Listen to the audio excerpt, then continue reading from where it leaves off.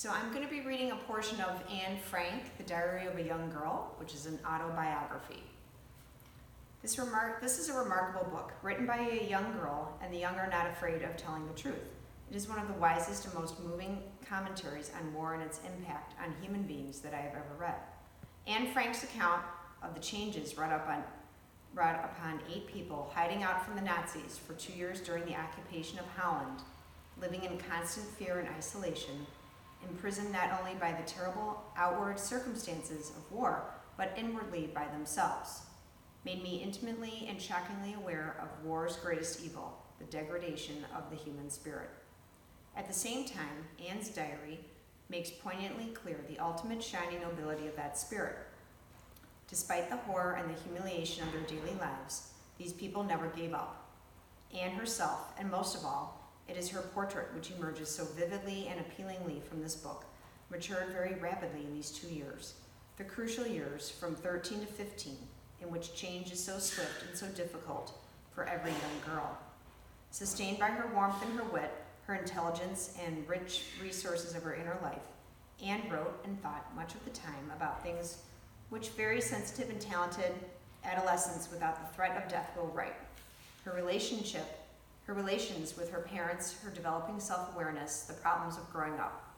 These are the thoughts and expressions of a young girl living under extraordinary conditions. And for this reason, her diary tells us much about ourselves and about our own children.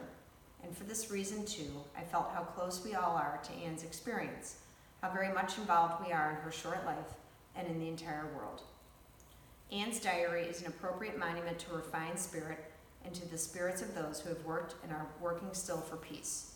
Reading it is a rich and rewarding experience. Eleanor Roosevelt.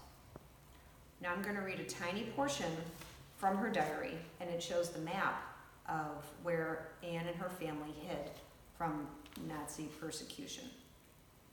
July 9th, 1942. Dear Kitty. So that is the name of her, what she nicknamed her journal.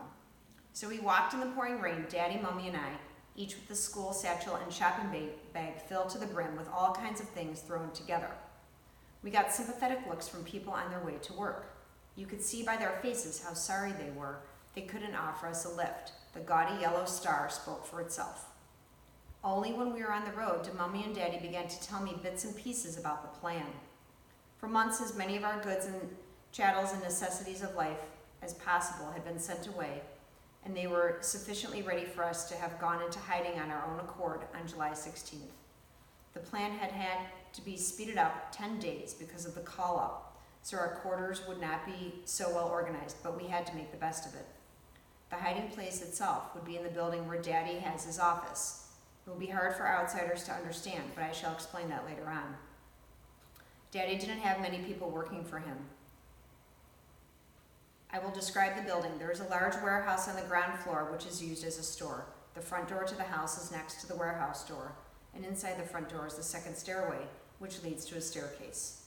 There is another door at the top of the stairs with a frosted glass window on it, which has office written in black letters across it.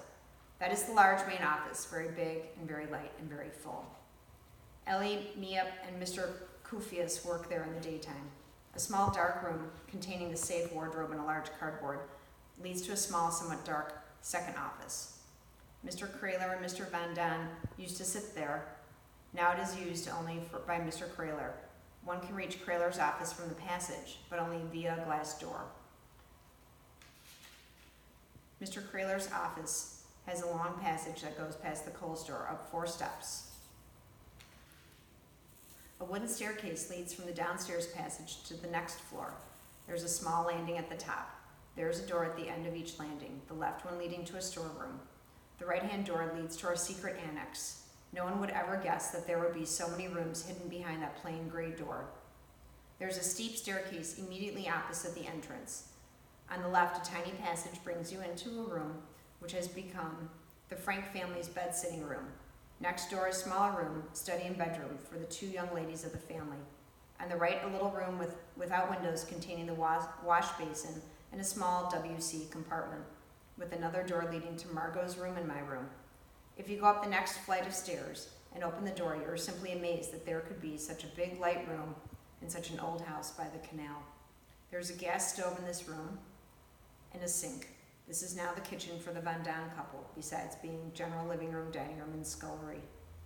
A tiny little corridor will become Peter Van Daan's apartment. Then, just as the lower landing, there is a large attic. So there you are. I've introduced you to the whole of our beautiful secret annex, yours, Anne. And this is a diagram of where they lived in hiding from the Nazis because they were a Jewish family. Thanks for listening. Hope you'll check out the book, Diary of Anne Frank.